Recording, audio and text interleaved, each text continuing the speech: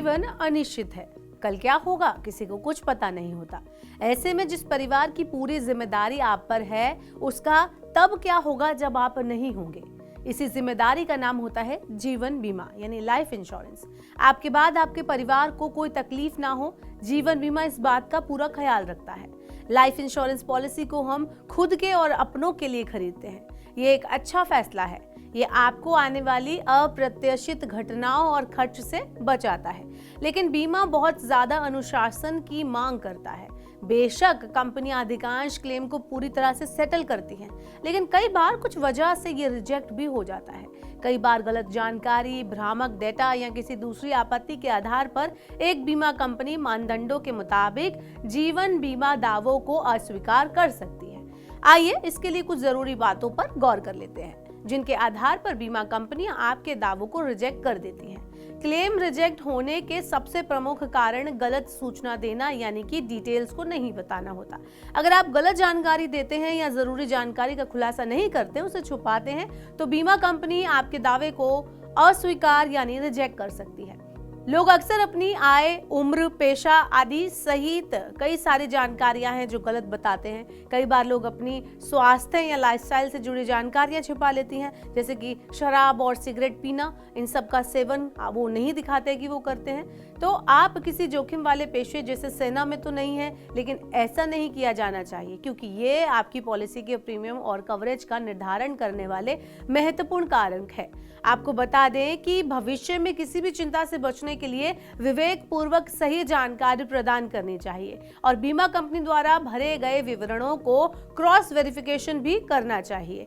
Premium के भुगतान में चूक करना लाइफ इंश्योरेंस क्लेम के रिजेक्ट होने की एक बड़ी वजह है।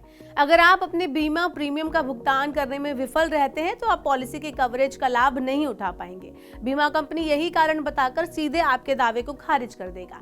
पेमेंट के बारे में याद दिलाने के लिए बीमा कंपनी अक्सर मैसेज, अलर्ट, ईमेल आदि के जरिए सूचित करती है। इसलिए संकट के टाइम में कवरेज का मैक्सिमम लाभ उठाने के लिए आपको निश्चित रूप से समय पर भुगतान करने का और उसका पालन करने का पूरा जोर देना चाहिए। आपकी अनुपस्थिति में कंपनी नॉमिनी से संपर्क करती रहती है।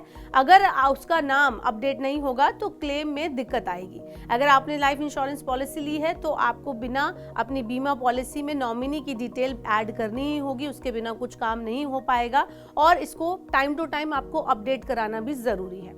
यहाँ जरूरी एक और चीज है, क्योंकि नॉमिनी ये स्पष्ट करता है कि पॉलिसी लाभ कौन हासिल करेगा। अगर आप नॉमिनी डिटेल जोड़ने या अपडेट करने में विफल रहते हैं तो आपकी बीमा कंपनी आपके उत्तराधिकारी को राशि ट्रांसफर कर देगी। अगर ये तय नहीं होता तो दावेदार को पॉलिसी धारक के साथ अपने रिश्ते को साबित करने के लिए कई चरणों में परेशानियों का सामना करना पड़ता है, कई फेजेस से गुजरना होता है। इसके अलावा मेडिकल टेस्ट में फेल होने पर भी पॉलिसी का लाभ नहीं मिलता। किसी एप्लीकेंट द्वारा दी गई मेडिकल इंफॉर्मेशन को वेरीफाई करने के लिए बीमा कंपनियां अक्सर मेडिकल टेस्ट करती हैं। ये खास तौर से हाई रिस्क वाले कवरेज में किया जाता है। आपको निश्चित रूप से सभी परीक्षणों से गुजरना चाहिए, क्योंकि आप पहले से मौजूद किसी भी बीमारी का पता लगा सकते हैं और भविष्य में जरूरत पड़ने पर कंपनी इसके लिए कवरेज प्रदान कर सकती है। अगर आप टेस्ट से इनकार करते हैं तो इस बात की बहुत ज्यादा संभावना है कि आपका दावा खारिज कर दिया जाएगा। तो इस तरह से अगर आप लाइफ इंश्योरेंस लेने की सोच रहे हैं तो मेरे द्वारा बताई गई इन बातों को जरूर आप अपने जहन में बिठा ले, और इस तरह से अगर आप इसको फॉलो करेंगे तो आपका भी क्लेम रिजेक्ट नहीं होगा। ऐसे और वीडियोस के लिए देखते रहिए मनी 9।